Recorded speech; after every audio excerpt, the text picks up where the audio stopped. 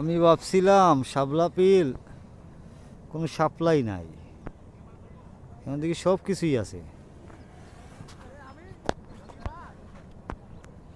আমি এতদিন শাপলা বিল আসি নাই, কারণ আমি ভাবছিলাম যে শাপলা বিল কোনো সাপ্লাই নাই। এখন দেখা যায় এখনও শাপলা আছে। আপনারাও আসেন, আইসা দেখেন ডিবিরাওয়ার শাপলা বিল এখনও শাপলা আছে। আপনারা সবাই চাইলে ইচ্ছা করলে দেখতে পারেন, কোনো সমস্যা নাই।